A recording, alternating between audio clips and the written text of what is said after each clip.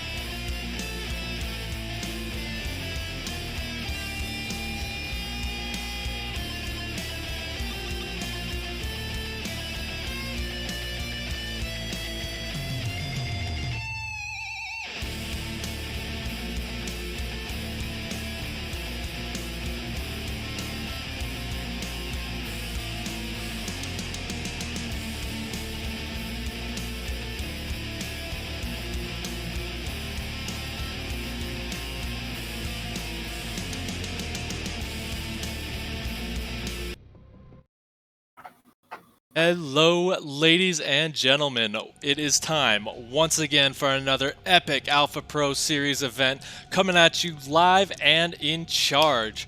With me today, I got the lovely Alpha X Xenodactyl, and he's going to be helping me out for this amazing series.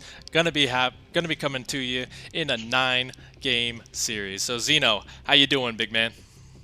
Pretty good. I've been waiting for this one like all week. All week? Pretty much. It's like you have printf and then you have starkiller and they're just like stylistically such a good head-to-head matchup. Yeah, I am definitely excited to watch this one come on up. And honestly, like, I'm just excited to get started. There's not too much we can say about these guys. printf, almost everybody knows him. He is the bane of ladder for so many players. And starkiller, he's a big land guy. Like from what I understand, like he's really good in the localized land events, and his style is just so simple, so good. And honestly, I'm just excited to see how he is going to adjust his style to deal with printf. They actually have had a number of head-to-head games, but most of them are not on Aligulac. So I already checked there and couldn't find any. So that is. But I can tell you that this from memory that they did face off in a best of 7 before in the Tespa Collegiate Series or something like that for finals, and it was 3-4. 3-4. So, mm-hmm. Okay. So very close series, very back and forth. Okay, yeah. That is pretty good. In a full series, I forgot. Hang on, let me get the map going real quick here.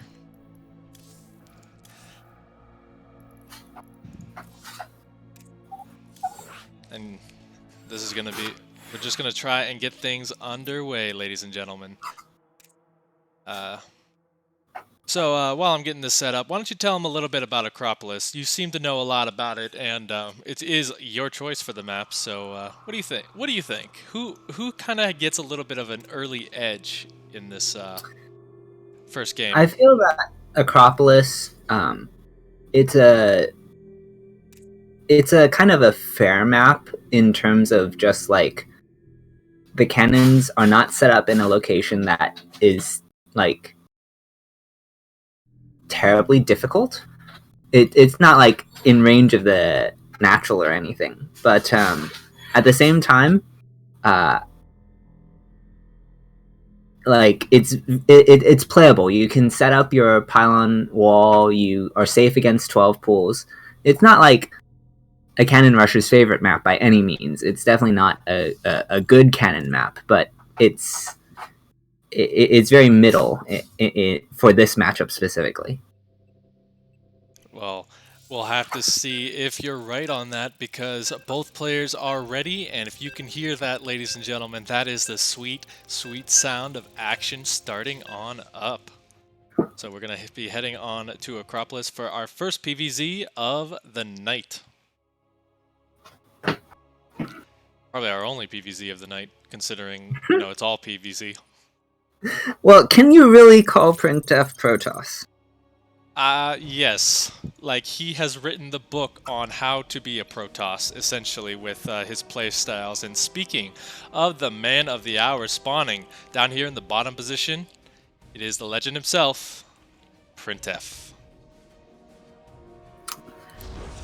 And to the upper left, as the teal Zerg, it is the Pizza King. It is Starkiller.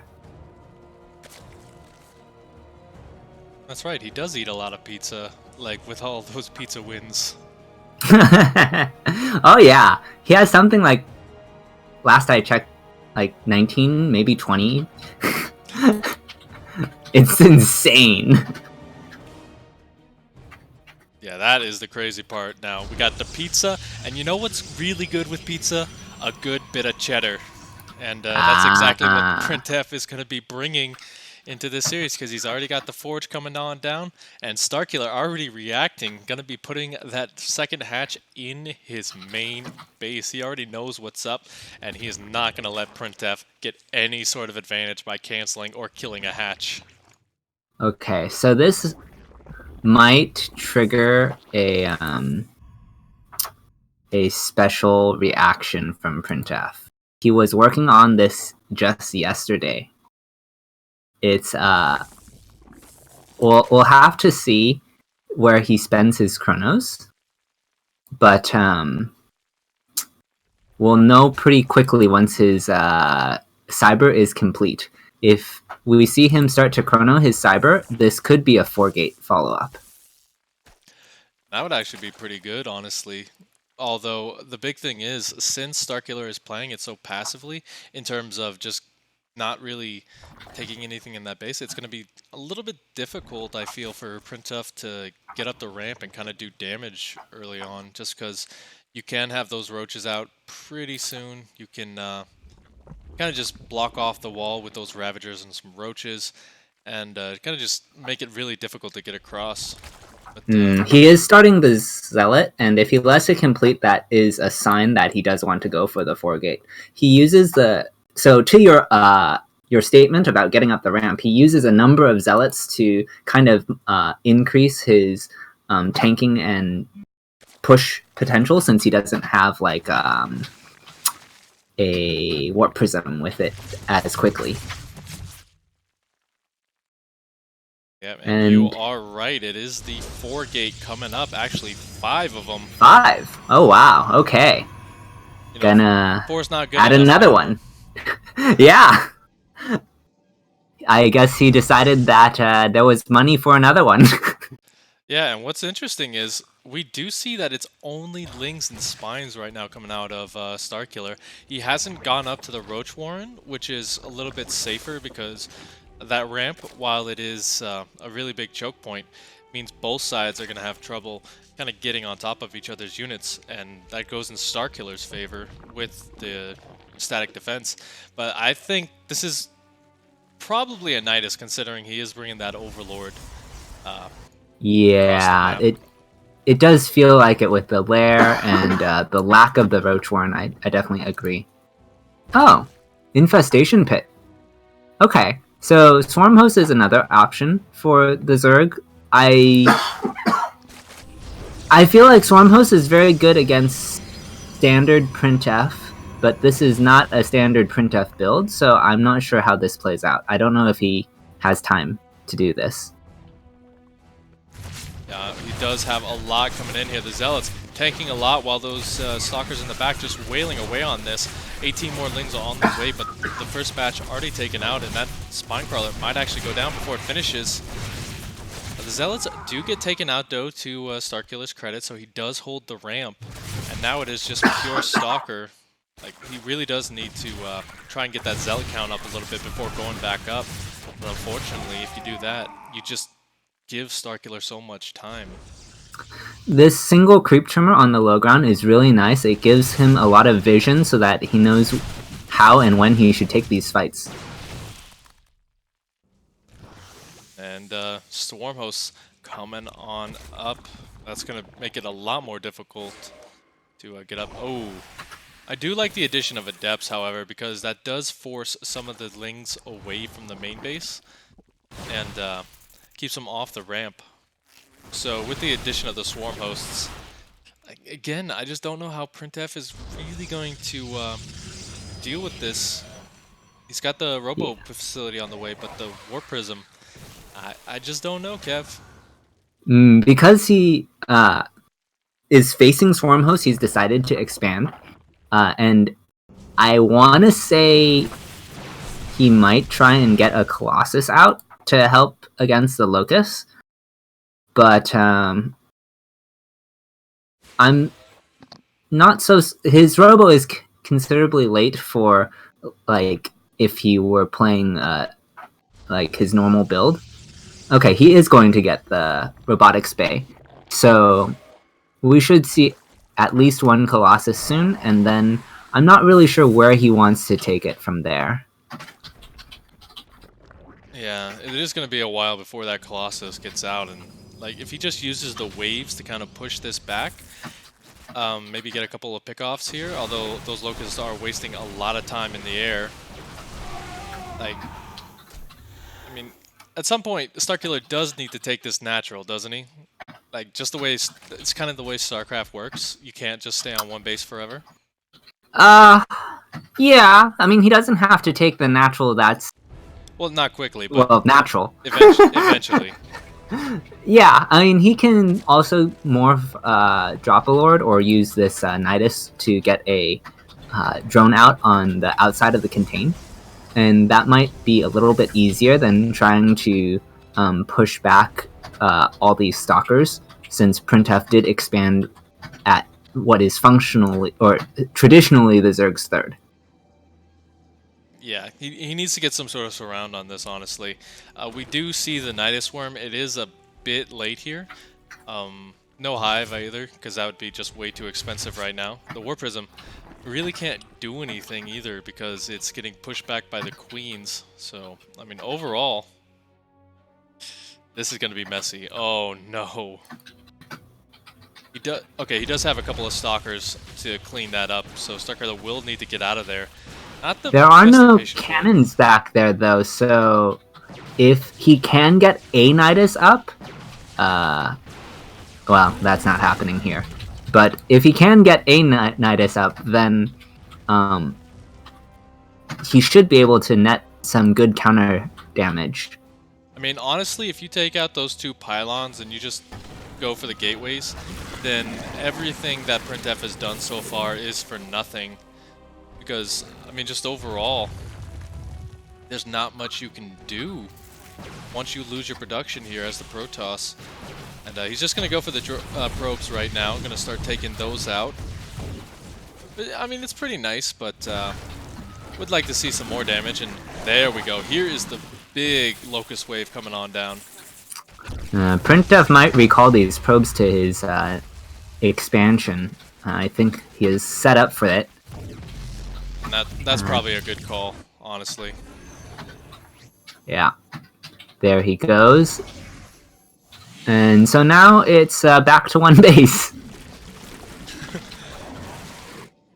I think this is the closest I've ever seen two players expand, to be honest.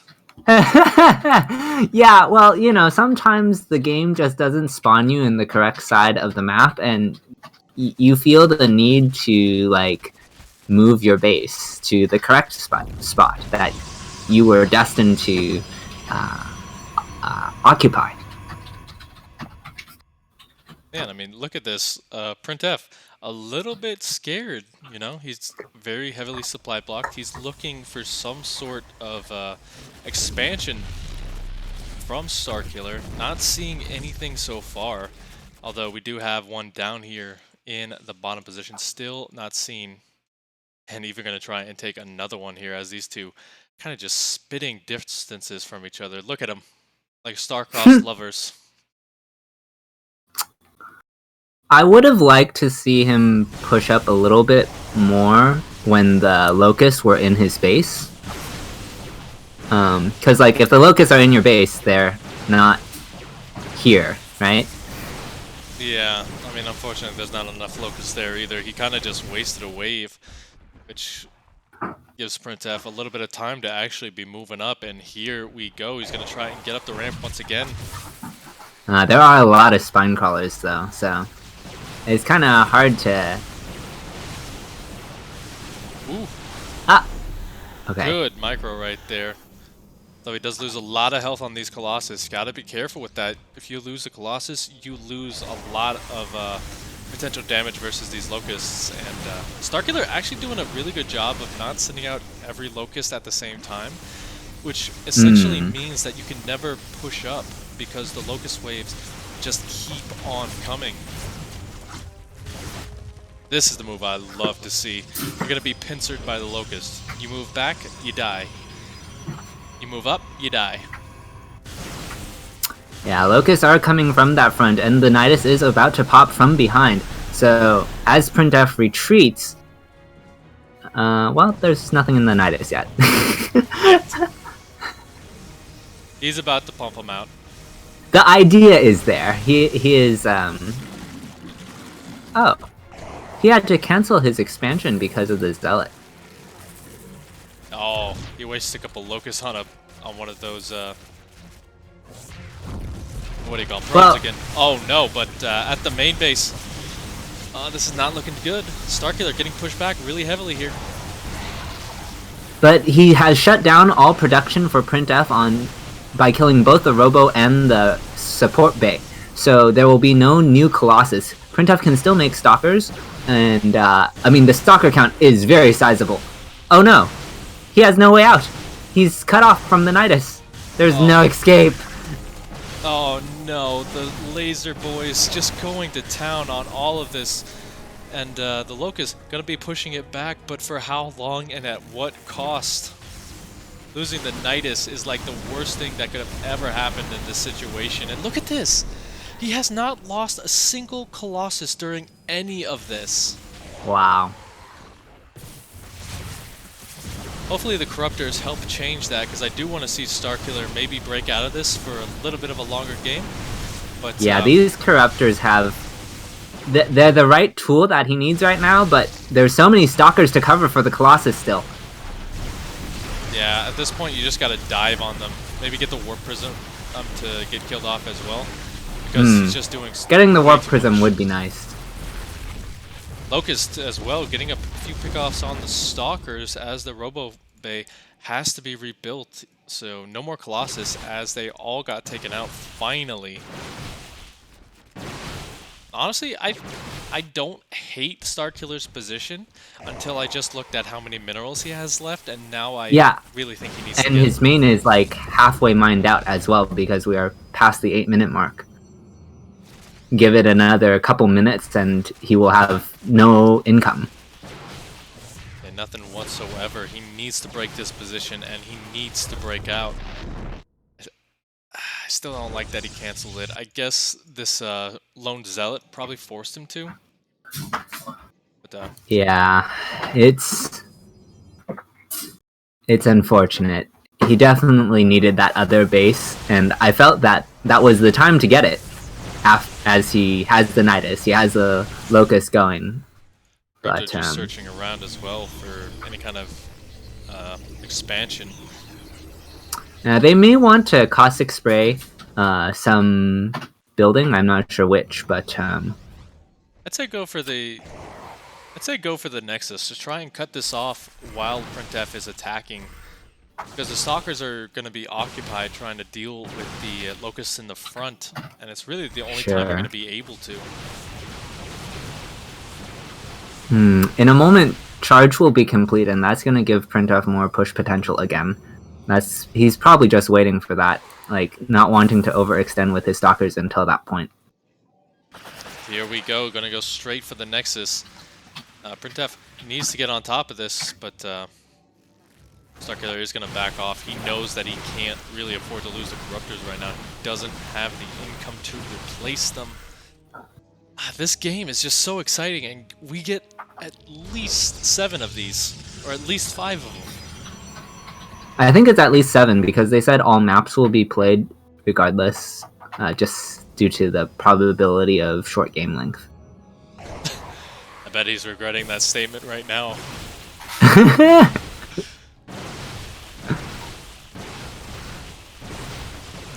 Oh, he saved the Warp Prism! I think that's a new one, isn't it? I don't know. No, it's actually the original. The best, the real OG. The real OG. Alright. Corruptors are spraying down, I guess, what is printf's 3rd base? That's well, he lost his main. Or are you calling this his main now? No, he lost his main base. The natural is Starkiller's 3rd. Base? Oh, it is his 3rd. Okay. I can't count, dude. I don't know. With printf, you can never tell. In any case, printf lost a base to corruptors. That's the important thing. And Starkiller has a new base. Sort of. Kind of. Maybe. Getting there. Almost. Someday. Alright. These locusts are encroaching on this location. Gonna get some probes. Probos. Actually going for the Nexus is pretty nice. I don't think he'll get it just because not all the locusts were firing.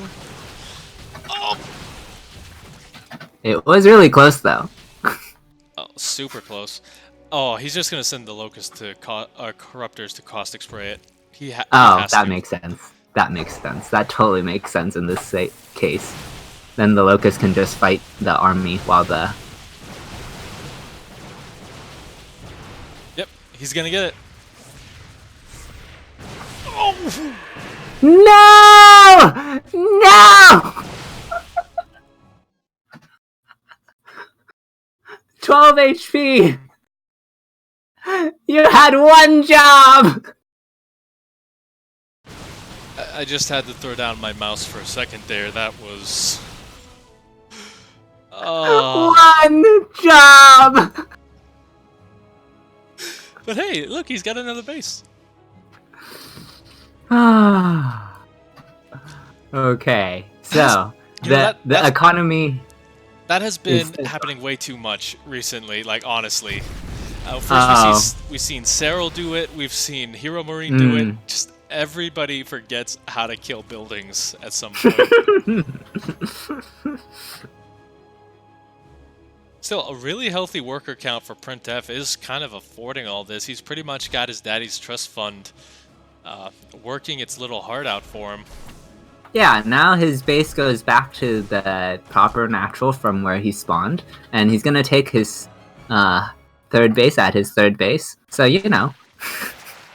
Yeah, you know, he's gonna do something as things are standardizing. He's playing a PvT. Look at all these stalkers that he has. Yeah, I heard you like stalkers, so I gave you some more stalkers. Although he does lose the corruptors for all of this, and his one mining base gets taken out of. That is very painful. I think yeah, we just saw the nail in the coffin. And, yeah. GG, printf gonna take game number 1.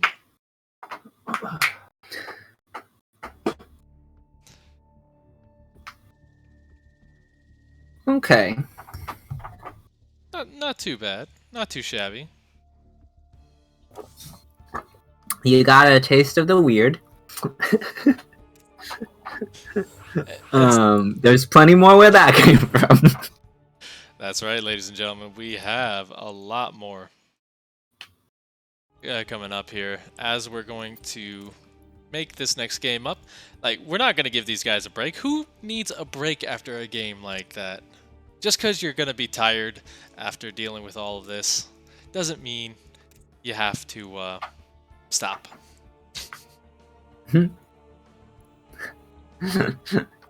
A slight breeze will destroy that nexus. I mean, he's not wrong. Well said, Dust. I feel like somewhere, some pro player just cringed at seeing that nexus alive.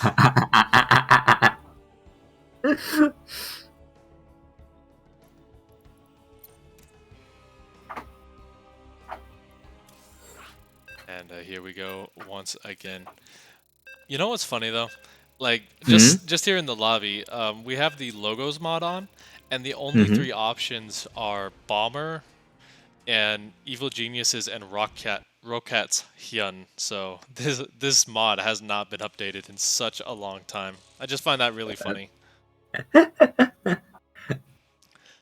don't even know if there's people in the chat who've heard of Hyun at this point. But speaking of players who play Zerg, up here in the top position is Starkiller. And to the bottom right as the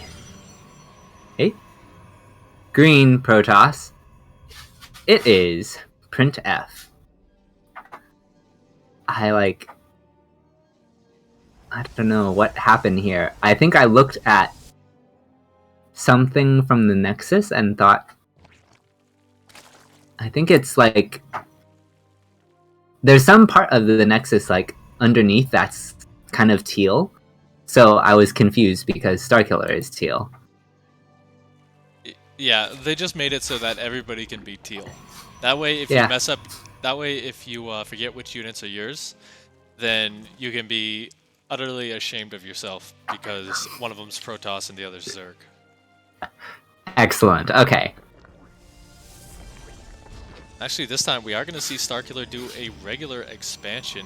He actually doesn't know where the proxy is, although he does know it's there. Like, you gotta know. And he did go pool first, so there is a nod to who he is playing. So he's actually playing it pretty standard right now with that. Yeah, first. for the moment. Yeah. I mean, it's perfectly normal to go 16 pool into or 16 or 15 pool into a hatchery. And, there are the lings. It's going to be chasing the wrong probe. Now he sees it. The second pylon going to be going down because he knows what Starkiller is going to be going for. And, yeah, Starkiller can't take this right now. He just wants to get the probes because those are really the big money makers here for printf. Although I would like to see Starkiller maybe do a bit of a faster reaction than in the last game. Just kind of actually going to be Banelings. Interesting. Okay. I consider this okay, that was really important what he just did there. He denied the probe scout with the queen and the 6 lings, and that will allow printf to misread and play too greedy, in which case the banelings have more potential to kill the proxy. Exactly, and you know, this is a pretty sizable commitment right now, even getting those stalkers out. We don't see speed on the way either, so Starkiller is going to have to rely on taking those engagements on creep with those lings. Maybe he could get us around, but honestly, the more time this goes on, the harder it gets because you just can't really leave your base anymore. Yeah, he's also gone for what I would consider an all-in, but it's been sniffed out somehow. I think the ling count gave it away. As you see, printf has tucked in another cannon that is fully walled. So these banelings have their work cut out for them, and I just don't know how they're going to take this engagement with these stalkers in the wall, and I don't know how to empower this. Maybe he can scout the positioning and build a Nidus instead, but this is getting worse as time progresses. He's going to be moving in now. The Banelings really need to go for the pylons because that would empower the front line, but he does get a lot done here with this attack. Cleans up a lot of units. Yeah, he killed all the stalkers, so there is hope now, as nothing can absorb the Baneling shots. Yeah, but he doesn't have a way to get those cannons, honestly. Getting the Robo-Bay would actually be fantastic here for him because it keeps the micro potential away from printf. And he actually is going to get that, and now he does need before the backup. Prism comes out as well. Yeah, that is beautiful play right there. Starkiller really having a much better reaction in this game. Yeah, I would say this went as well as it could have for being sniffed. Super and sniffed. Yeah. There's even a trapped stalker. His lings are gonna run by, and I think he's gonna try for a Baneling bust on the other side now. printf is starting to wall that as well, putting down a gateway behind his pylon. And there is a robo that's being remade. It's almost complete at the proxy location. Oh my gosh, this is just like, this looks like a Zergling should have been able to get in, but the way the buildings work, you can't get through. It's just one of those little things that I'm just like, why, Blizzard, why? Where are you talking about? Just like to the left of the forge. Oh, okay. And here we go. He's going to be moving on in, but the wall is complete. Going to kill off the forge. Try and get some damage done. And actually is going to get through with 3 lings, but 3 lings not going to get too much done. Needs to hide him and just morph him into banelings. Well, there's no sense in hiding, I think. There's a adept hunting them already. A man can dream. A man can dream. Oh. And now this is just the scrappiest wall you could ever see in a I know! Isn't it wonderful? It is beautiful. More banelings are going to be on the menu. I mean, once you start, you kind of have to keep going until you come out ahead, right? Yeah, but the question is, how long will it take you to get ahead? As once again, he's just going to try and clean this up, wasting a lot of the banelings on the buildings. And once again, like, he's just stuck on lings with no speed. Oh.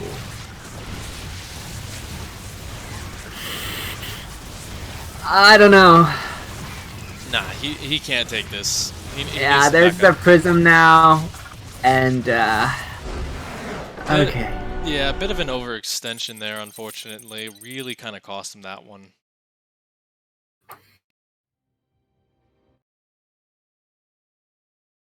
And, yeah, you know what doesn't cost you guys anything, though?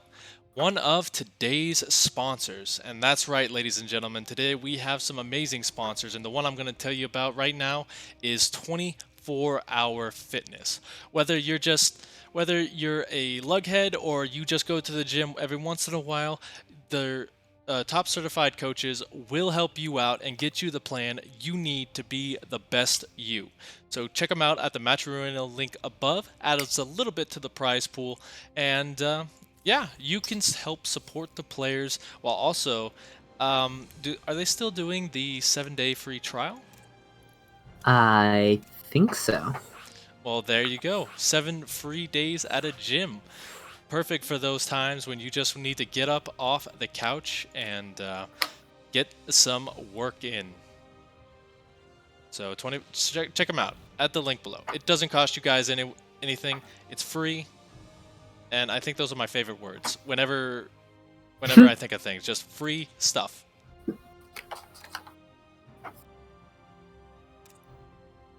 Cool. Good gym. Good exercise. Now, it is once again Starkiller's pick, and he's going to go for Disco Bloodbath. Okay. A newer one. Yeah. And yeah, we're just trugging right along, guys. So overall, this is a pretty fast series. Like, even though it kind of felt a little bit slow in the first game, it really sped up in the second one. Although Starkiller has yet to find an answer for... I think if he wants to play a quick Roach Rav style, this map will lend itself to that. Well, we'll have to see, because the Terror of Ladder is down here in the bottom position as printf. And to the upper left as the Teal Zerg opening up with a 12 pool. It is starkiller! Looking to kill the star. I went full old Transformers there, if you haven't noticed. And to nobody's surprise, guess who went out for a little stroll into the middle of the map? Little stroll. Well, it's a little that's all that's happening. Yeah, it's a little stroll until he throws down the buildings and absolutely tries to kill you. Okay. So this is definitely what we would consider metagame, and this is a good metagame for a 12 pull. He's going to pull a couple drones and block the placement of potential cannon locations. However, I am worried that he did not tag the probe. So, okay, he did find this other location. Is that wall off complete? It is. I don't... It's fully reinforceable as well, so... printf is... As long as he gets the replacement pylon... Okay. Ooh, that was nice, but the Lings are going to make short work of that as well. Oh, wow. Like, I'd say you need to get that probe down. And actually, he's going to focus that... a couple of photon cannons. One will try and make it up. It will not. And now these Lings have just great service potential. I think he's done it. At least for the initial part of this game. He's come out ahead. And that is just fantastic because printf, not really known for his macro game and not really known for expanding too often. You think he's going to macro now? No, if he does, I will eat this hat, and I have not washed this hat in a long time, so...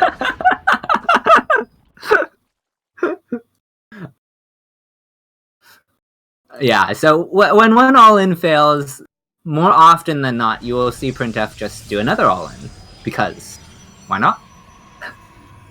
Yeah, you know, one all-in begets another, and... exactly. Yeah, he's gonna... Like, starkiller's gonna see this. He has full map control at this point. Still not gonna get speed. I think he's allergic to it at this point, almost. I think you're right. I think he will send a Ling to every possible expansion, because there's no reason why printf couldn't have taken a ninja base and be secretly massing phoenixes or something. Okay. But, everyone in the chat, you now have to predict what kind of all-in unit we're going to see here. I'm going to put my money on Colossus Drop. What do you got? Me? Yeah. What do you think the next all-in is going to be? I mean, he could just do Robo 3-gate. He doesn't have to wait for Colossus. Yeah, but, you know, you got to have some whimsy. I watch him too much. I have insider trading knowledge. That's not fair. So you're saying the series is rigged now? Like, I have no idea who wins this. I just mean that when it comes to predicting printf's build orders, like, I've seen more of his games than most people, so. You just sit there, like, on an old CRT monitor and just watch his games over and over again. Like, like one of those old spy movies where he's trying to figure out who the killer is. The numbers, printf, what do they mean? Oh, speaking of numbers, the builds that he does, he has a number assigned to every build. To every single one, so he can just say, yes. Yeah, I'm feeling a little number 4 this game. It's more like I'm feeling a number 1045. He has 1045 builds? No, it's not that he has 1045 builds, it's that, like, certain columns of, like... So, like, between 0 and 100 are all, like, PvP builds or something. Oh. And then between 100 and 1000 is, like, I don't know, all PvZ, I don't know, I don't remember. But, like, that's the idea. Is that you can tell that if, like, you study his spreadsheet, you can, which I don't enough, but to be able to tell you what all these numbers are, but well, we'll have to see what number he assigns to this one, because yeah, I don't know if this one has a number. Yeah, he's just freeballing it at this point. And coming on in, he's going to try and get this round. Is Starkiller going to get a lot of these a lot of the sentries before they actually get in. The Lings actually on top of this as well, so printf just gets absolutely obliterated. A few Zealots going to be morphed into the main base here, but that's not going to be enough. Starkiller showing why he does have dominance, even though those first couple of games were, you know, kind of iffy in terms of that. And now you see why he is amazing at what he does. It does look like we are going to be taking a very short break here while we printf has requested it. So let's. I heard a rumor of this other sponsor we have. You are indeed correct. Why don't you tell us about him? Well, I think they're called GameStop, and they give power to the players by... gosh, I lost the script. Well, that's okay, because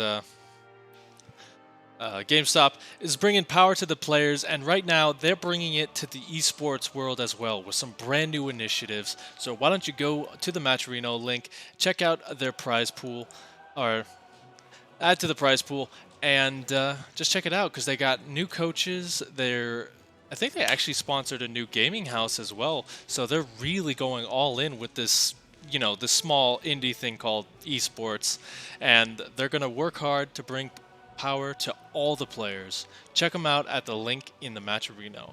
And by the way, we also have, if you don't want to see links or anything like that, you can just go to matcherino.com and add APS 115 to add 50 cents to the prize pool, and that really adds up, like, overall. We get 10 of you to do it, that's $5, and $5, that's like a $5 footlong at Subway. Not sponsored by them.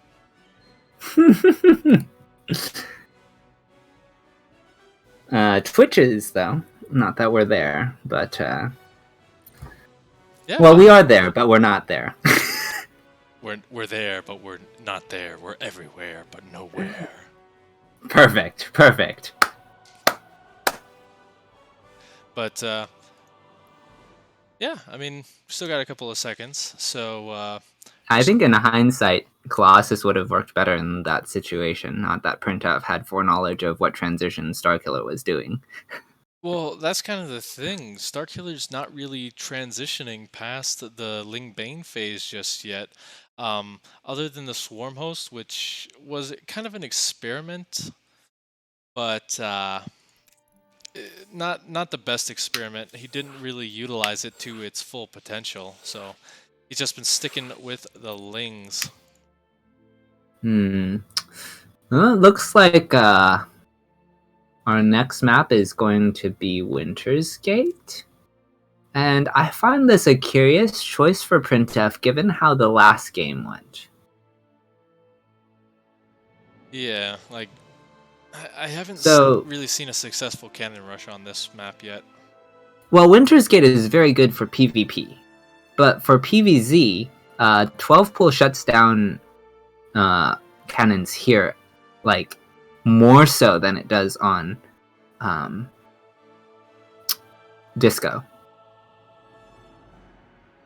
So, if we see something similar out of Starkiller, then, or identical, then, I don't know.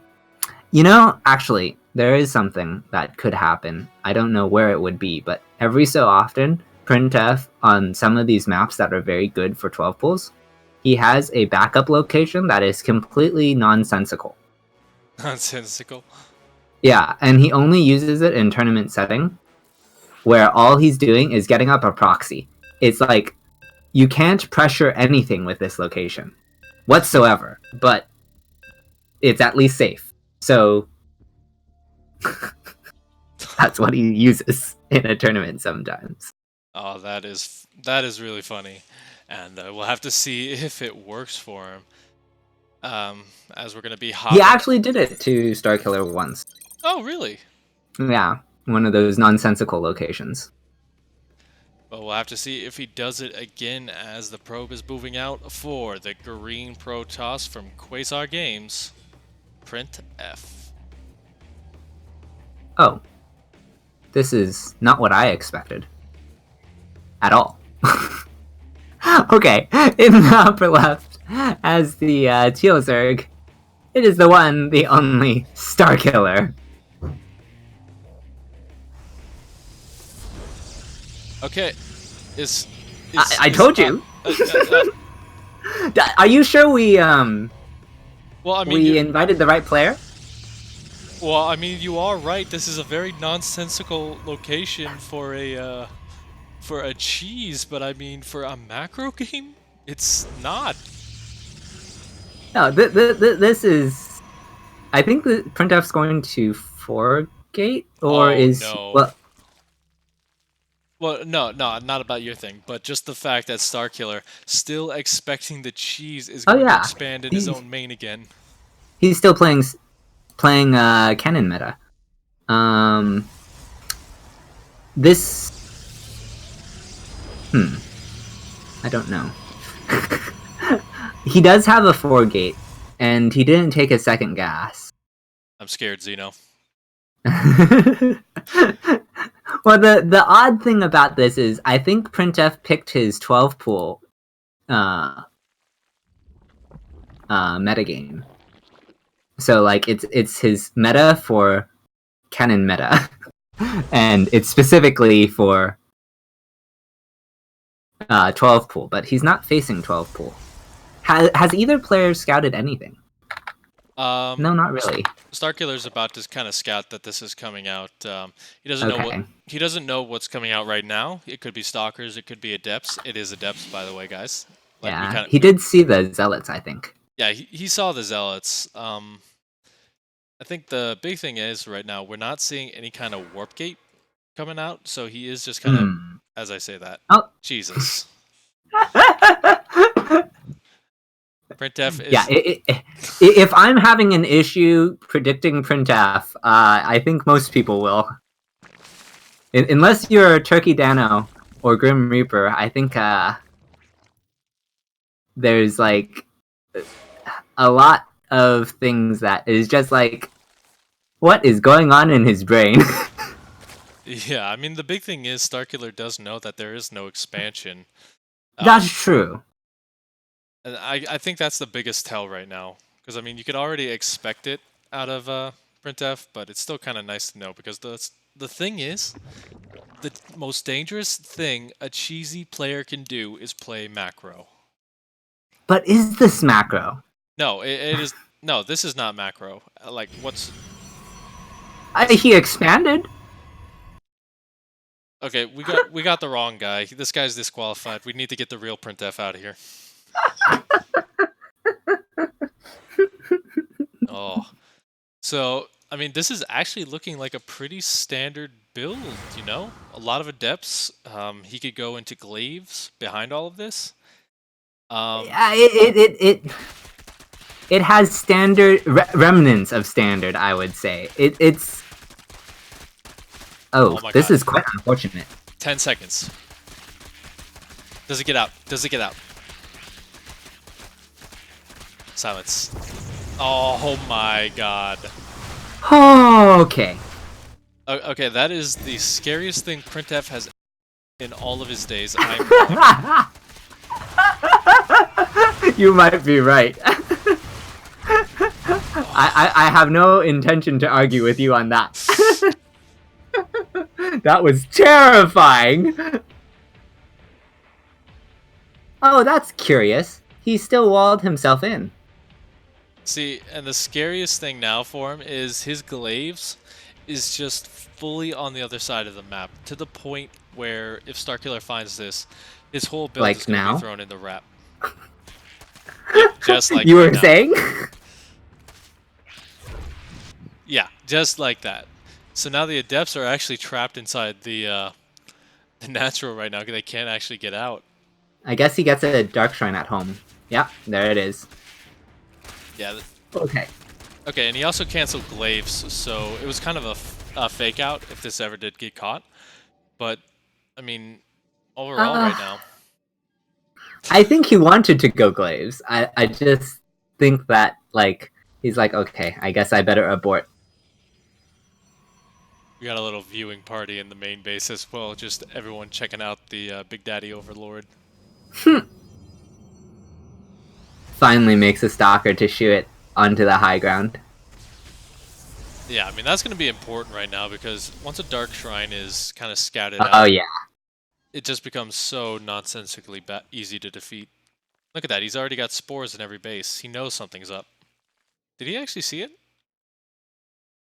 He has not. You know, actually, now that I think about this, I think what happened here is that he wanted to open 2-gate Cyber as a meta for 12 pool. And then, once... actually, I'm gonna complete that thought at another time, because there are a bunch of Banelings that have just been scouted by a War Prism. A lot of Banelings. Now, keep in mind, the DT Shrine is finished up. War Prism is moving across the map, albeit pretty slowly. But the wall is now almost down. He does have +1, so those lanes are just going to do a lot more damage.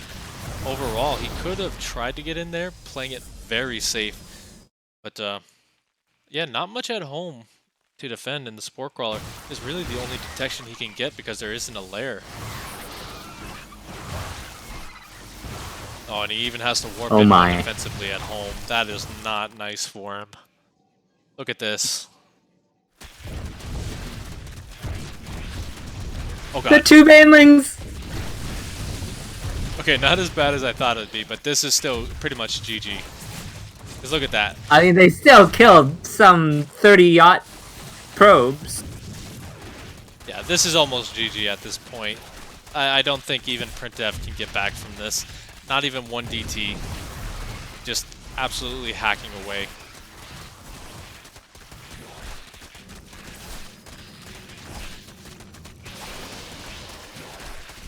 As the natural starting to go down, he's just sacking everything he can to put it down. Force fields are nice. We're going to save it for right now, but honestly, I just wish he would... If that does not die... I honestly just wish he would morph in some Banelings and then just let the DT go to town on him. But yeah, the next in the main base is gonna go down. Natural already dead. There is justice in the world. That natural did not survive. But that's going to be it for that game as we move on to the next. I gotta say, it started out long, and now it's kind of getting shorter and shorter and shorter as time goes on. Yeah, I think on Acropolis, both players wanted to go for something, well... It was... a standard opener in respects to their opponent. Like, printf didn't use any greedy cannon location because Starkiller doesn't just hatch first every game, and the Starkiller didn't take his natural. He took his macro hatch at home because he's playing printf. But then as the games go on, then there's more of these like, oh, we're gonna 12 pull and pull our drones preemptively because we need to stop the cannon. Or we're going to not cannon rush at all because he's going to 12 pull. Yeah, they're starting to metagame each other so hard right now, and yeah. It's hilarious. Alright, so let's get them on into World of Sleepers. I'll tell you who's not sleeping. The audience after these guys. So I think that last game, the build plan was actually supposed to be Hearthstone's 5-gate Gladept, but it was with a modified opener to account for 12 pool. Like, he just blindly assumed 12 pool. Yeah, and Starkiller just blindly assumed Cannon Rush. Yeah. Beautiful. Just absolutely beautiful. These guys are the epitome of North American players in the best way. Just because that's the thing. I love watching NA players better because they just do the craziest thing without any care of whether it works or not. But speaking of crazy players, down here, one of the craziest, printf. And to the top right, with the teal drones, it is Alpha X Starkiller.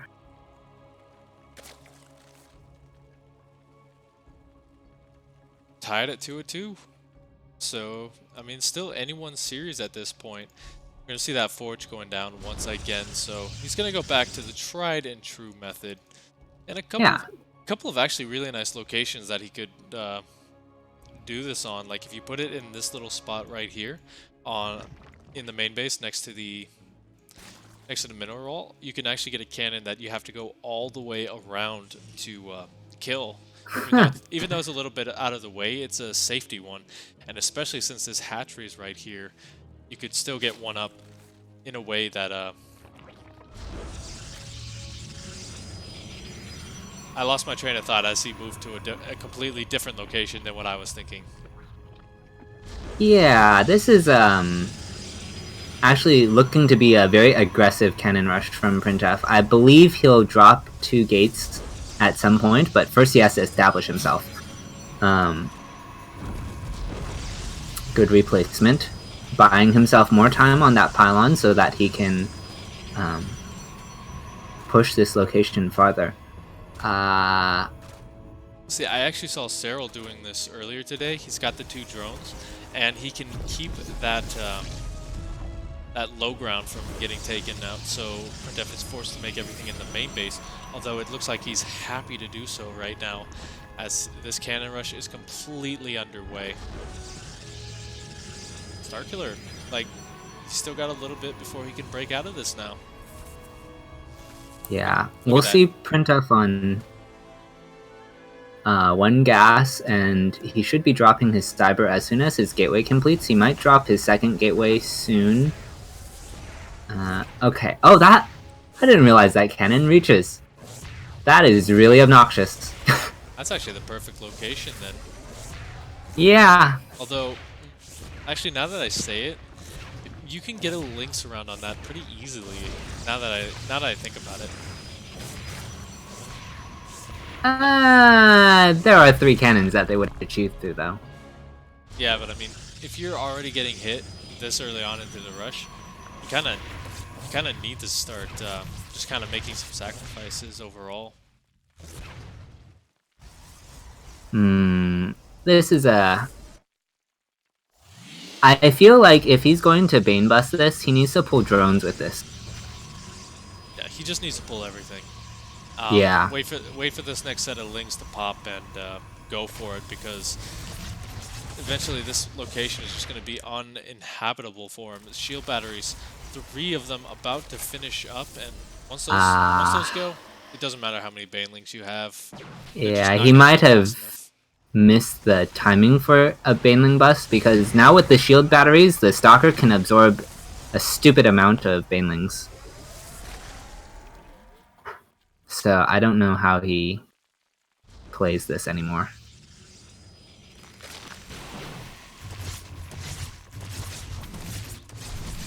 He's going to go for it anyway, and look, like you said, that Stalker just not going to really care. A couple of the cannons actually do get taken out. The shield battery on that side starting to run low on energy, so he's just going to keep on going. But what do you really target here? You need to get that cannon down is the most important thing, but you just lose everything there. And Starkiller going to tap out in the shortest game we have had today. Which is saying something, because this guy is known for very, very short games. Well, PvZ cannon rushing does take longer than PvP cannon rushing, like on average, because you can't hit the hatchery itself. Yeah, like the creep is kind of your most powerful tool very early on. Mm-hmm. You know, It's a good zone control kind of thing. that kind of explains the hatcheries as well, to be honest. Like, he's been making them in the main base to spread the creep before the queens can... Okay. It's an interesting thought. Like, you'd obviously have to Yeah. ask Starkiller about that. But, That might actually... See,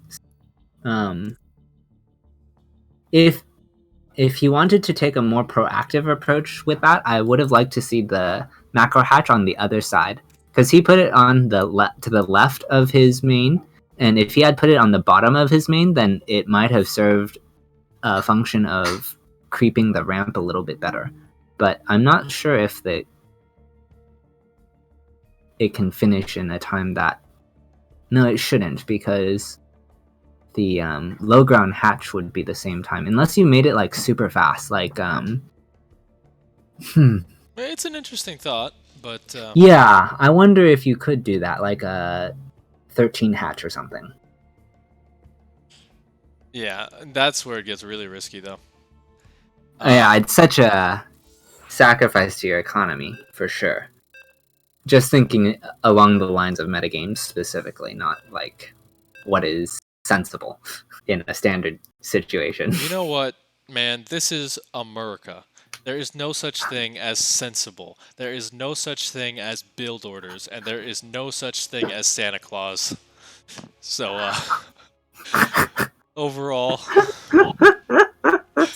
there is just so much to think about in these games. So spawning down here with a mind full of worry, it's Starkiller.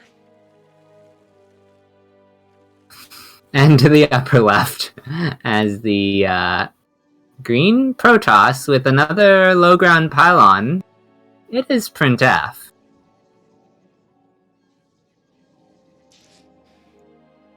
So the big thing about Triton is there is a very large mixture of high and low ground overall.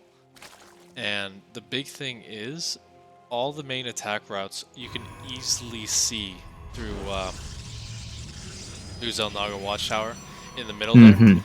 Yes. So, I mean, overall, if anything's going to come through this map, whoever controls the center is just really going to have a very good time watching everything come towards them. And Starkiller actually going to take a different approach here. Maybe, actually, no, he's not going to do that.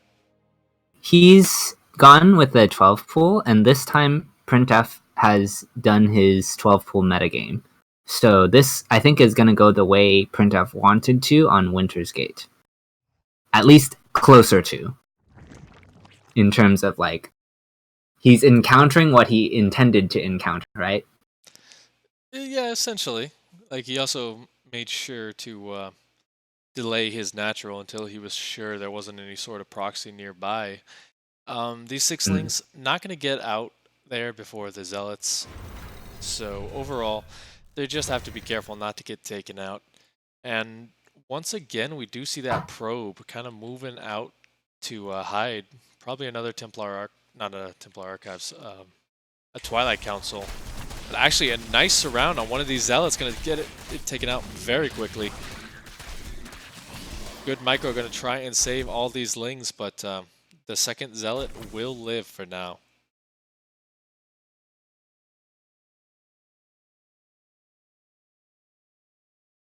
I don't know how I feel about this decision that he makes to constantly hide this pylon. Actually, I think this is for something else. So I think he defaulted into Hearthstone's, or something toward more like Hearthstone's 5-gate because he couldn't do this. He didn't encounter a 12 pool last time. So I think this is just a 4-gate then. I think that was the original plan. Oh. Well, yeah, he's gonna move in. Like, he's gonna move in here, but there's already 10 sets of lings on the way. So it's gonna be difficult. He really does need those adepts to kind of force him back.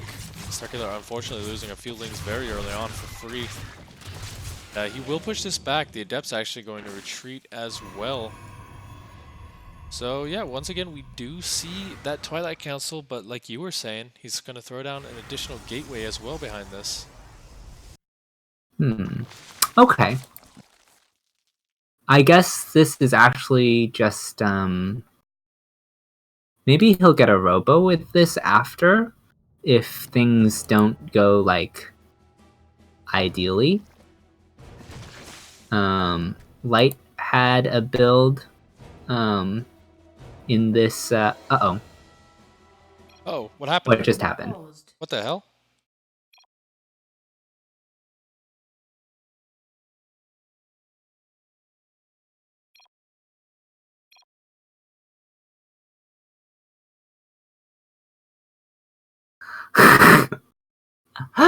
Game resumed. I don't know how that happens, but, What the heck was that? yeah, who knows? I mean, I know that you can change it when you're,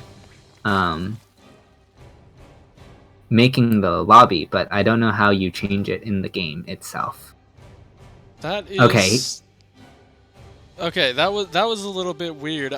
Sorry, everyone, for what just happened there. We'll have to really. There is a Baneling Nest, and Glaives is 2/3 of the way done. So this game is picking up in tempo very quickly, and we'll see just how these Adepts do. I don't think he wants to commit to this. I really like how Starkiller is being careful with how much he shows printf. He's like trying his best to not show where the Banelings are to the Shades. Yeah, but here we go. The Adepts are going to move in with this. The Banelings are revealed, and that's actually going to force a cancel here on those Shades. It's just so dangerous here. Although Okay, you do need to stay on creep, though. These Banelings won't be able to do much off of it.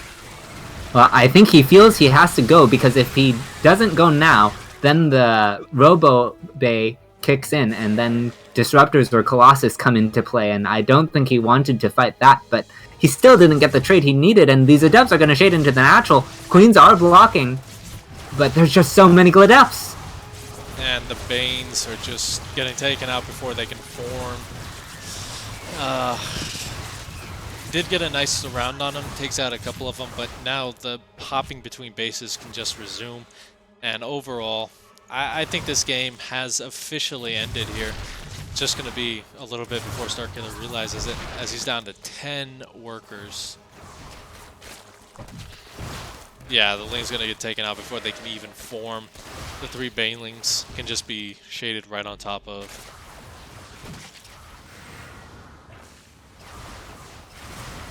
Crazy game.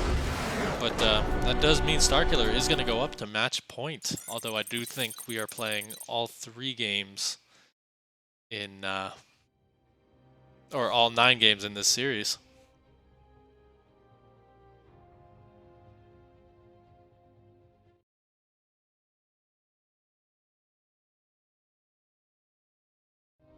Yeah, I think that is what was intended to happen on Winter's Gate, but because he realized that it was not a 12 pool, he like aborted in some weird fashion.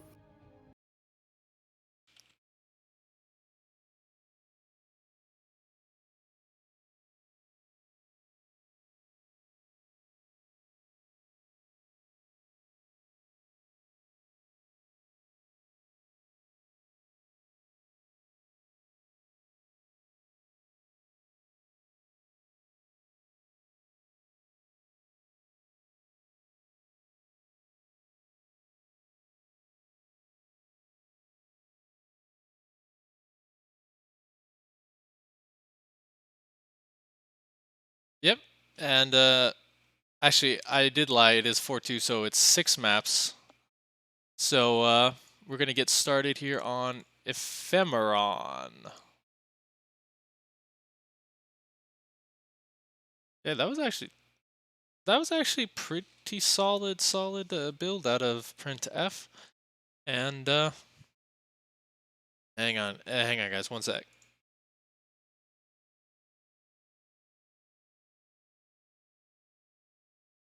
Excuse me there, guys. Yeah, both players say they're ready, so no more delay. We're just gonna hop right on into it.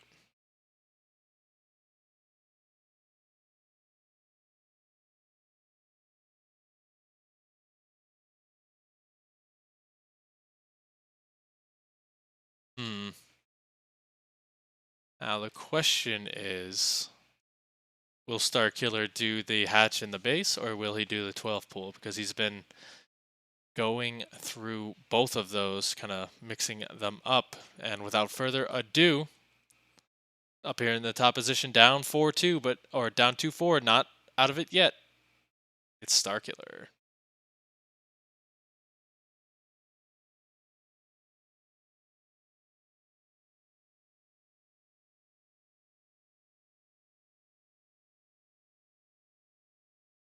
Okay, so I did just get confirmation we're going to be playing all 9. And essentially what's going to happen is total prize pool is $75, although those Matcherino hint on the link in the chat.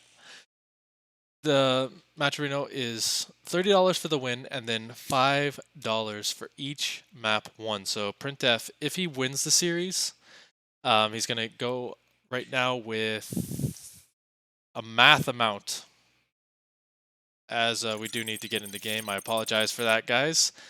My hotkeys appear to be messing up. I apologize for that.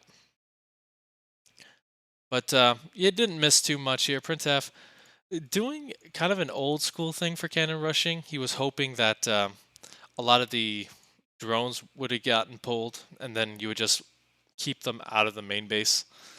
But now it is in full swing, very similar to World of Sleepers.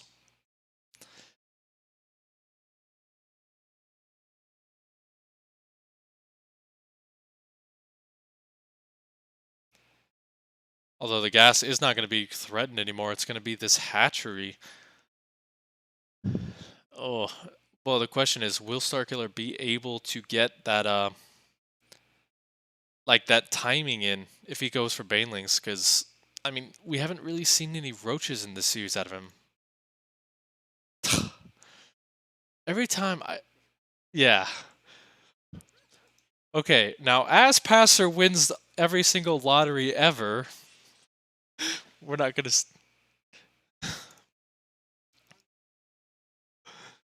I don't know, but I'm gonna go buy one. All right. But as this game advances, we're gonna see a more standard approach to kind of dealing with this. We've got a couple of spines, a roach warren going down, plenty of gas, so he's not gonna be roach deprived at all.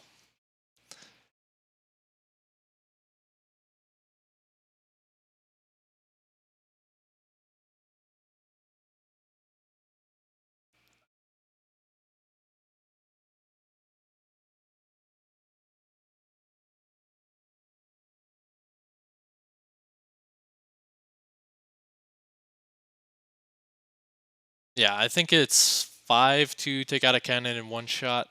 The shield battery is obviously going to help that out a little bit, so maybe 7 is your best bet. But already going to take a lot of damage here. Is a good start.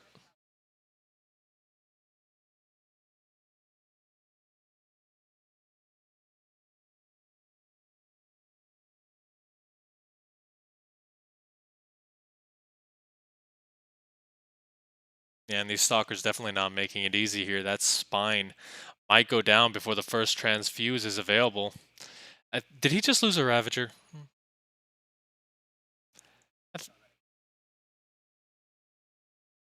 No, he did not. It's just the blood on the map that making it very difficult to see. But yeah, I mean, overall, this is actually a really nice start for Starkiller.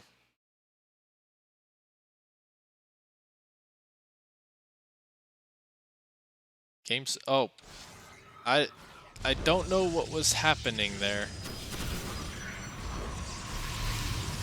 No, you know In what any it is? It's my dang hotkeys messing up. But in any Oh. case, One spine crawler did fall, and the stalker and ravager count are both, well, now the ravager count is not growing.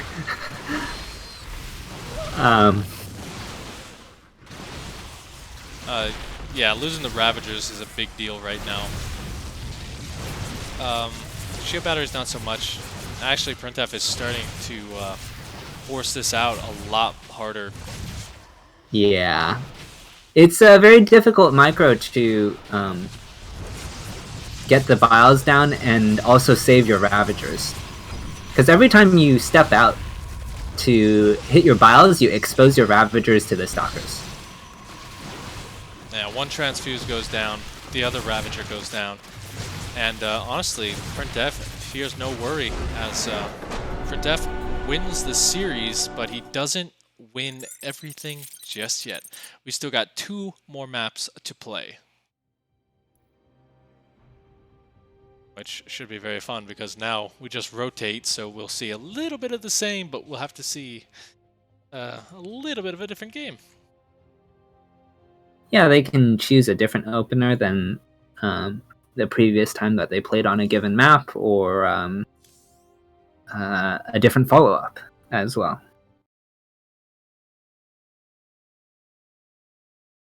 So we're just going to see what Starkiller decides, but you know what? You guys have a decision to make too, but that's not for me to say. That is a word for our sponsor. So 1 second, guys. We'll see you in the next game.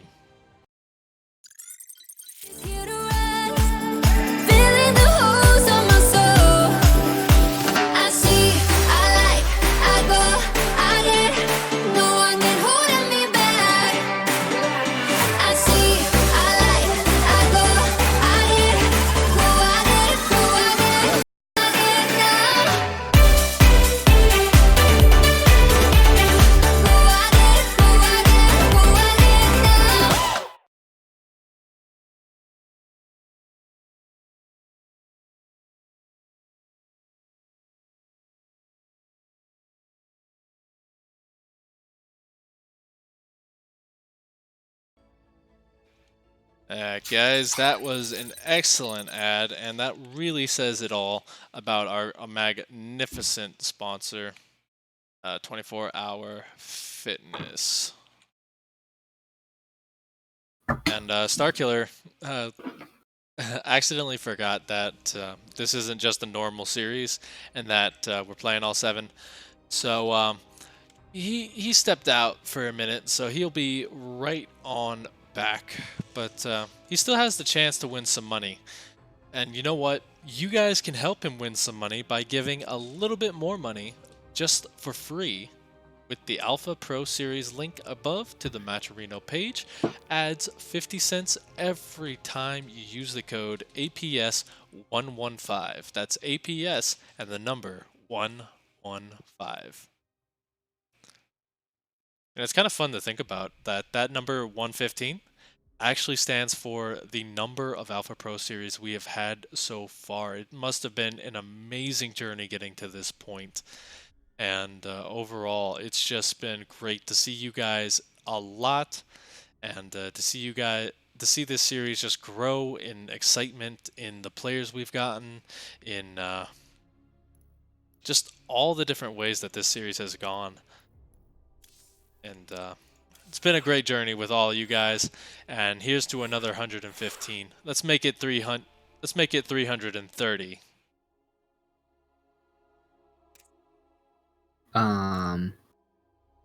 I think you just did the math on stream fail thing that casters love to do. What? What did I do? 115 plus 115 is not 330. You know what? Maybe I wasn't doing math. Maybe I just want to see 330 different series. You ever think of that? Okay, that's fair.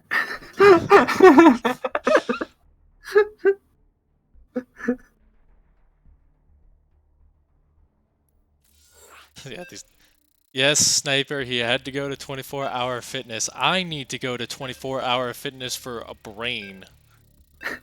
Think they got a workout plan? You think they got a workout plan for brain? Actually, better cardiovascular system does help process better. I forget exactly how. Now remember, I I think it's don't. just oxygen flow. Now those were some big words, and remember, I don't have a brain yet. So spawning in the bottom If position. only I had a brain. Yeah, well, you know what? This guy doesn't have this problem. Spawning in the bottom position with the big brain in A. It's printf.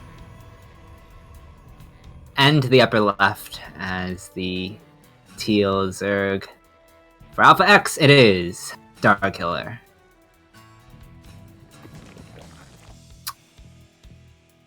Okay, so Speaking of not a 12 brains, rule. Go ahead.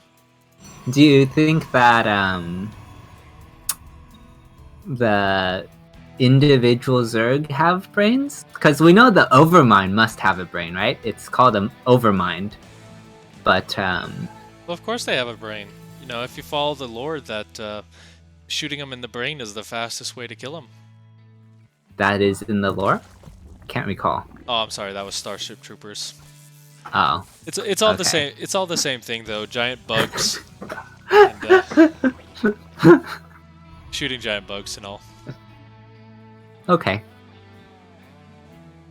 But now we do see a bit of difference from the last time we came to Winter's Gate. We got a gateway going down right outside the main. Photon cannon, nice and early on. And I mean, Starkiller, he's not going to take his natural just yet, so wondering if he's actually seen it. And he has.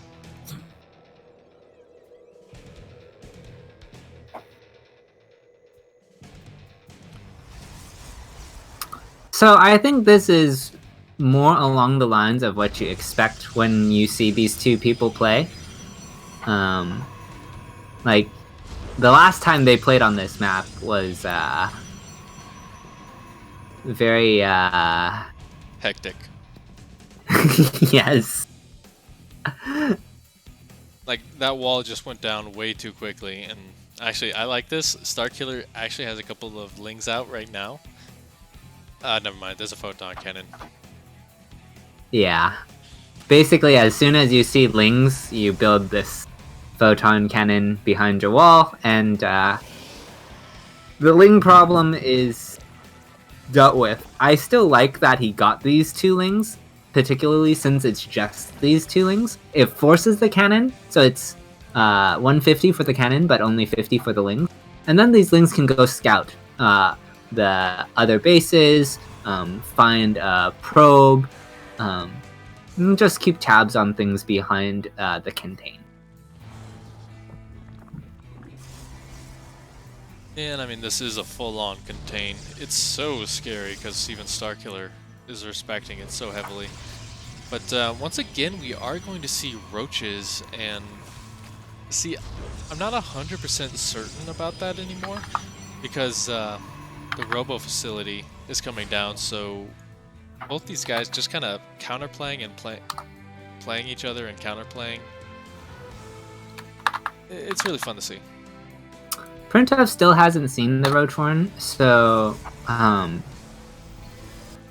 he doesn't have confirmation that he's playing standard. He's actually seen it. Well, now he's seen it. Yeah. As I say that, right? Okay, always happens.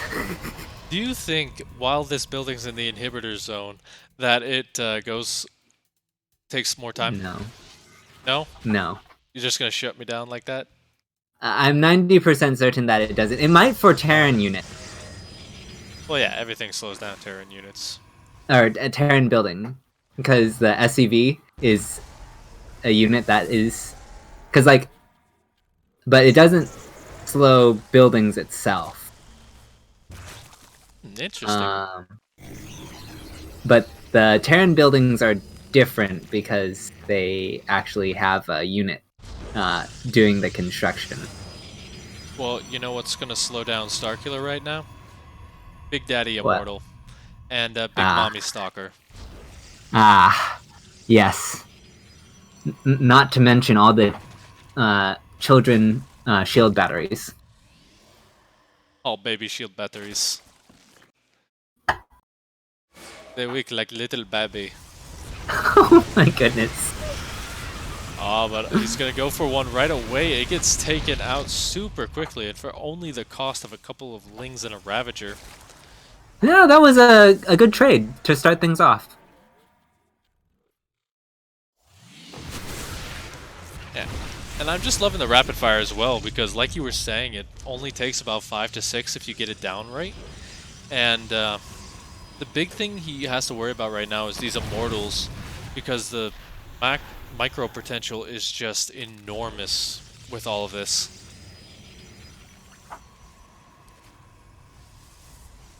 And look at that, he's even getting a Robotics Bay, so he can get Disruptors or Colossus and just be absolutely a nuisance with this. Yeah, both would be good in this case. The disruptors can help with Ravagers, and the Colossus can help with the Lings. So I expect disruptors because I think it's more standard, but Colossus is just as viable. Yeah, I think Disruptors is the best choice, honestly, just because it gives you so much positional play to go Yeah, with. and you can push the ramp later easier. Oh, way easier. It's kind of like a Bile in that way. Sure. Yep, and there we go. We see the Disruptor. And if he wanted to be really cheeky, what he could do was he could just lift that into the main base and just be... Disrupt the workers. And Alpha X France. Yes, the score is correct. We are playing every game. We can't just settle for a best of 7, a best of 9. We need 9 games. It is like our drug. Cannon drug, best drug. The best drug. You know, one season, printf was not cannon rushing. Just for one season? Yeah. But for an entire season, he did not cannon rush. See, I think that's the scariest thing you could do as printf. I said it earlier in the series, but... Oh my goodness. Oh no. Yeah. He also doesn't save his Immortals for a season, it looks like. But yeah, this is scary now. You've just taken so many Bile hits.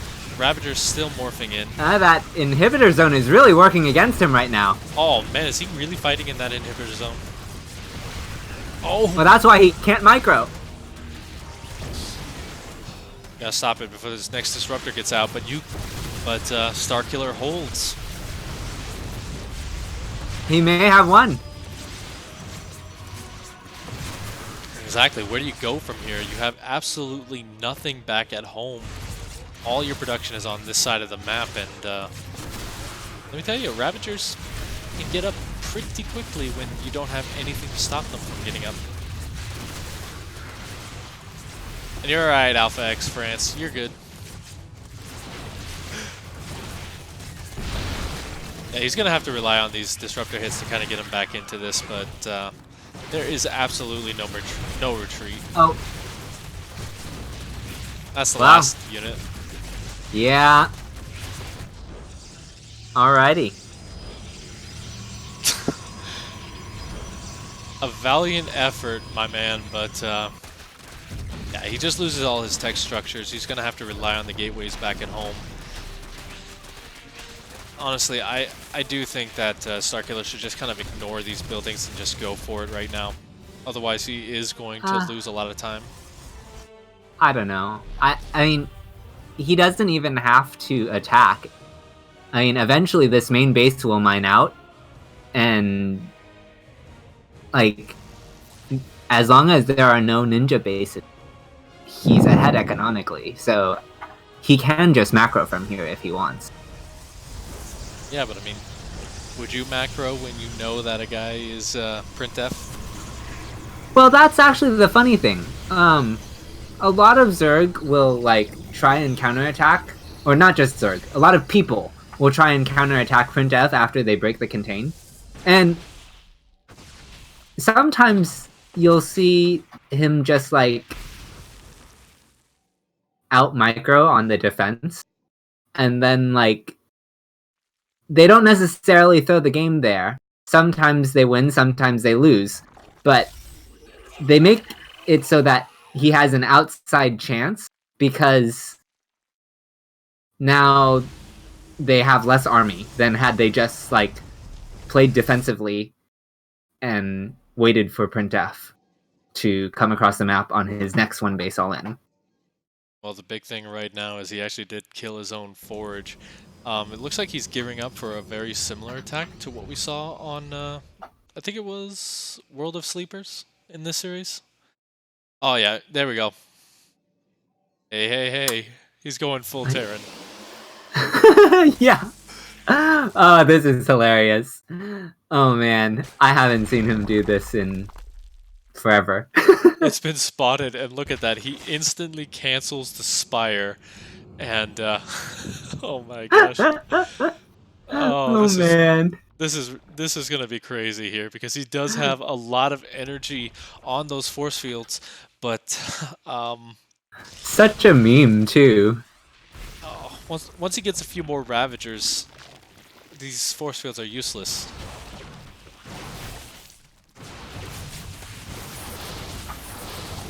Look at this, he's already on top of everything. The force field's not actually the greatest here. The Lings getting on top of everything. 14 probes going down, and that is the last of the army. GG, well played, and that is another $5 heading Starkiller's way. I look at that attack, and I'm at first I'm like, what on earth are these probes ever supposed to do? And then you mentioned the sentries, and it occurred to me that, oh, I see. The probes are like extra poor man force fields. They're not really there to attack per se. It's just screws with the Lings getting on top of the damage dealers. Yeah, exactly. Like, that's a good point, a very good point to be made, but unfortunately, it just didn't work out that way. And now, we're going to be heading on to our last map of Ephemeron.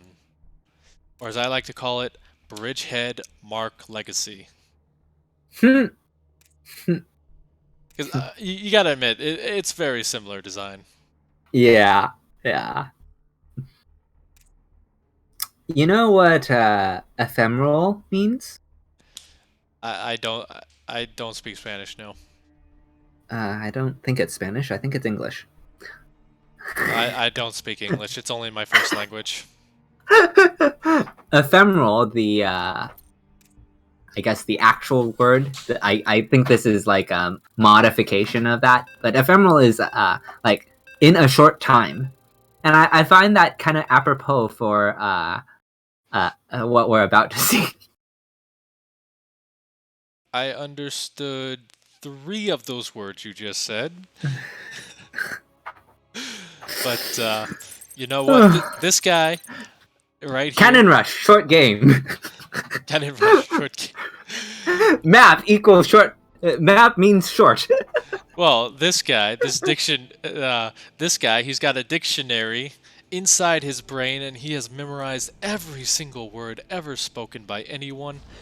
It is our man, printf.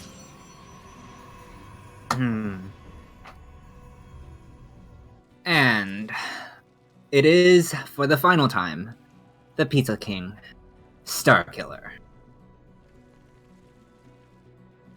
And I tell you what, he's going to be earning some pizza money tonight as well. Like, it's making me hungry just think about it. Like, just the amount of pizza he has won is so good. So much. It's making me want to order a pizza, and I might order a pizza after this game just because of it. But once again, we do see the forge going down, the pylon already in position, and Starkiller being very respectful of this and getting his hatchery in the main base.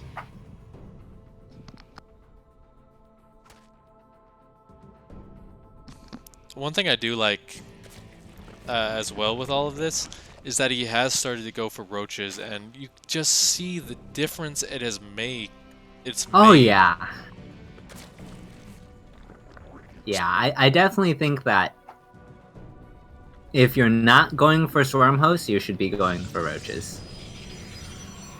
Yeah, and even then, swarm hosts, you kind of It's a very dicey situation. Like you have to be careful. Like yeah. you got to abuse their mobility with Nidus worms in order to make right, them truly right, work. right. And I think that if we look back to the first game where he did go for swarm hosts, he actually had a very favorable situation for like portions of that game. It's just hard to decide what else he should have done or could have done a little bit better. I don't know. See, the thing I love the most about this is just the double clan tag that is on these hatcheries. Oh. It's like a pair of, like, it just looks like a pair of eyes, and like the bottom is a mouth. You got a little goatee here with this egg. Okay. And then some nostrils. I don't know. I might be on some drugs, or something, but it just looks so much like an old game. So what's going on with this this eye on the right hand side here? Well, obviously. Is he winking? Yeah, he's winking. You know, like he's like, I'm gonna beat this Cannon Russian player. Wink, wink. But we do see the spine crawler coming on down. Once again, it's going to be that robo facility. No roaches, actually. So he's kind of going back to the first game, but he will be having a lair come up. So we'll have to see what he decides to do with that. He's already got an Overlord in position, and he's got some options. He still does.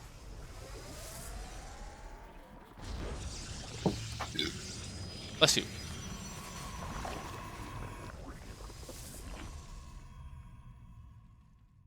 Okay, it's going to be Swarm Host once again, ladies and gentlemen. So we'll have to see if he can make it work in this game. Yeah, I think, like you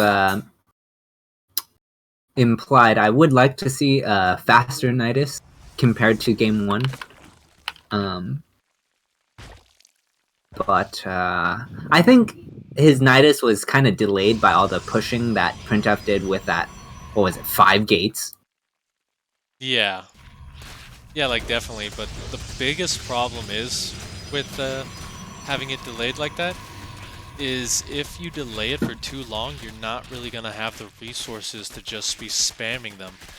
Sure. Because the big strength of a Nidus right now is one goes down and another one takes its place, but printf getting a little bit impatient here as he tries to move up the ramp. Actually just going to recall at home because starkiller did make it in, even getting a stalker for... Oh my gosh, I think that recall was actually a bit of a mistake. He might lose the immortal. Never mind.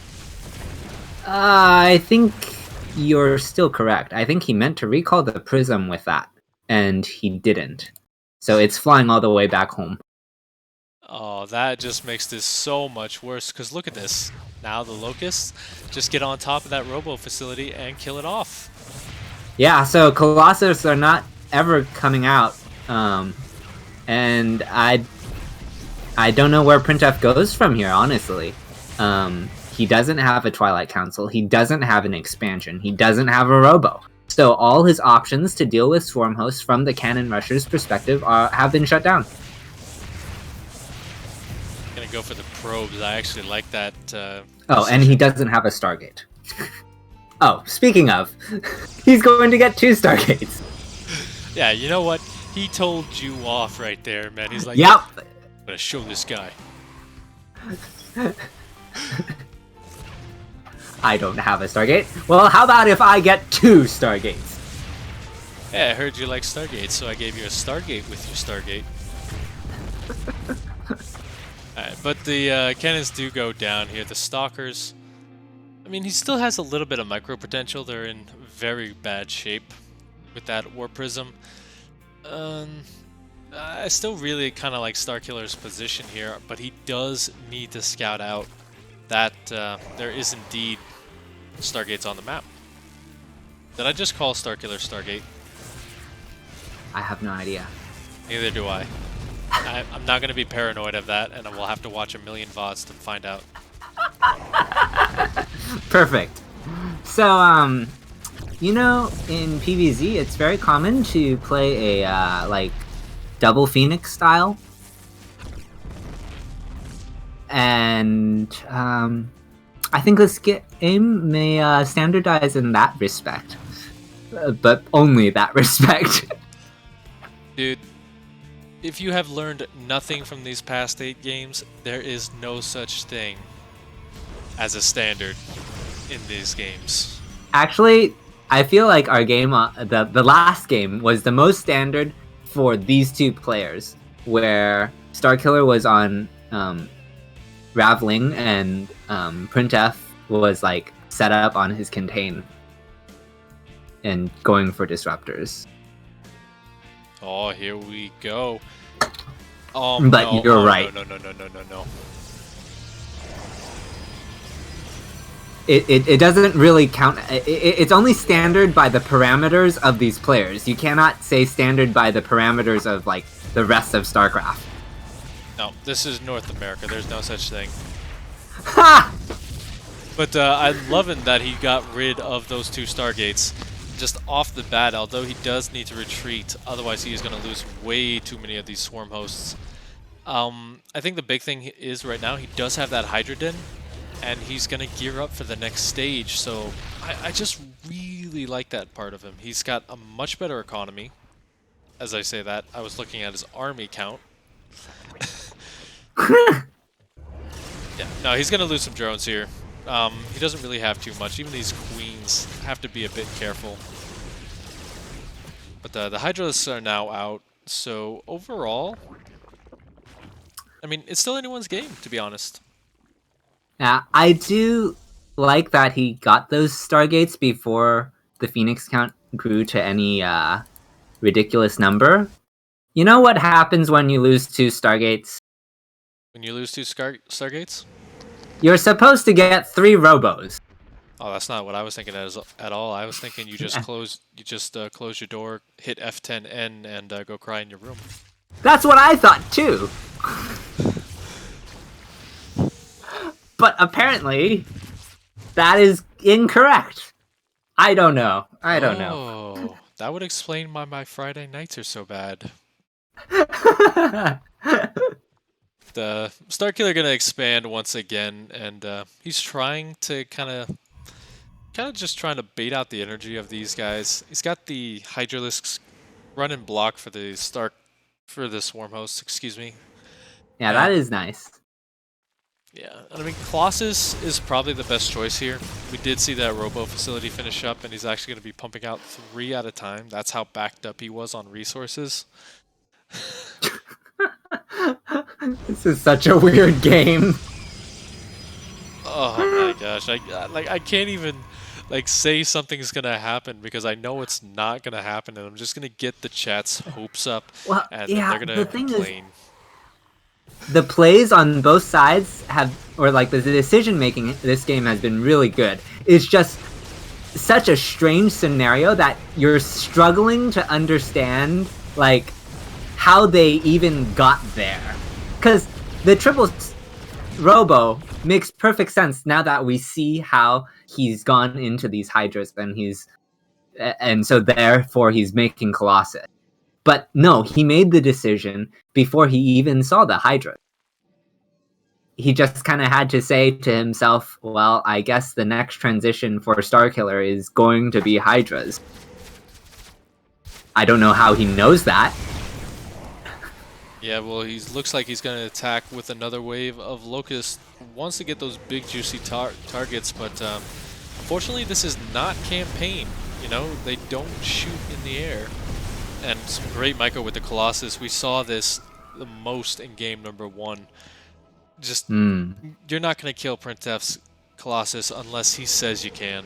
And I mean, why would you say you can kill a Colossus of his? It's like his stuff. They're expensive.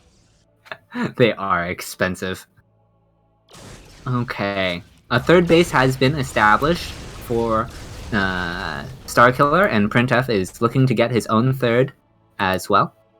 Looking also to, Creep he's is also looking to just starting. move across. Oh wow, okay. See, This is a very strange army. It feels like a PvT army without the gateway units. or the Templar Archons, Yeah. or like anything about a PvT army.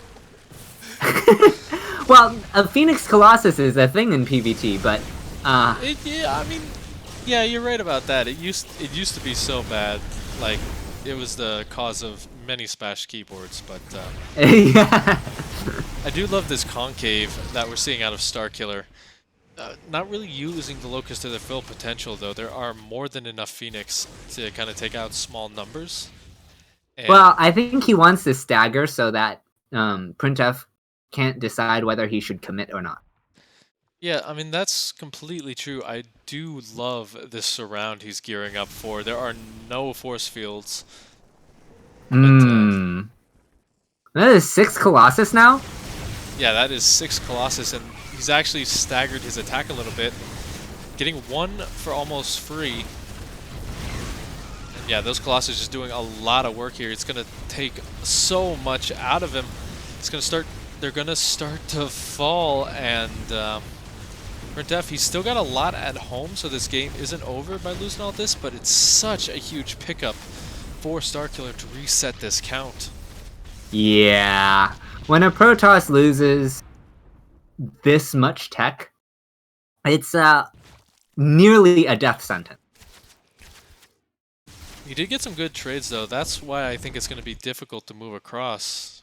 Yeah, I don't know if I feel like, so when I make statements about the, I guess, Protoss race, I feel like it's hard to include cannon rushers because the way their games go are just so different that the rules of convention get screwed a little bit.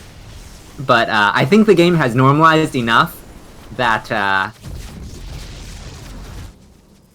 losing that much stuff is still bad. Very bad. Especially now that he's back on 2 bases and lost 8 probes. Yeah, I do think that was the proper punish to pick off that third base. Yeah, I think Reed... Well, he might get more.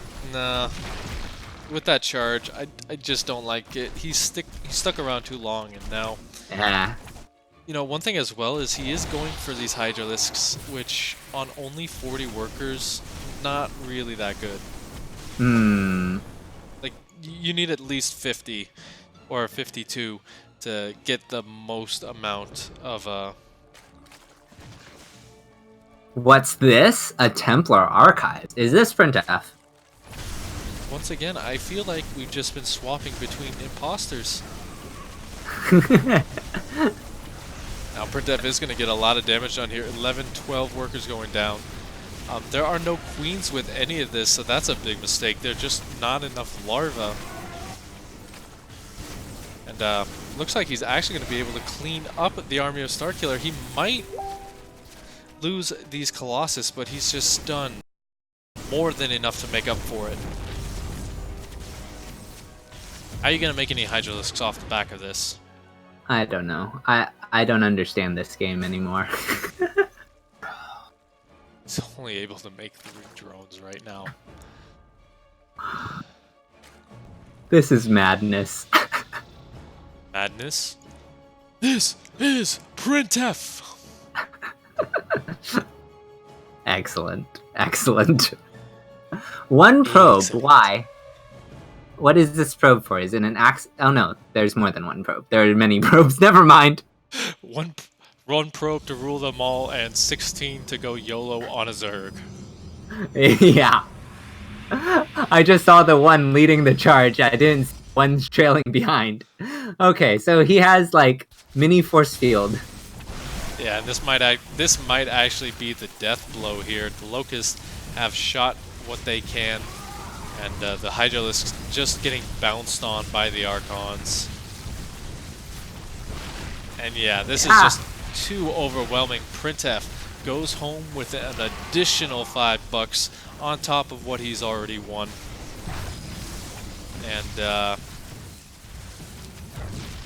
yeah, not much else to say, ladies and gentlemen. It is going to be a slow decline for Starkiller as he's lost all but 6 of his workers. 2 Hydralisks going to be trying to be the heroes, but before they can even try, Starkiller says no, no, no. Wow, that last one was something.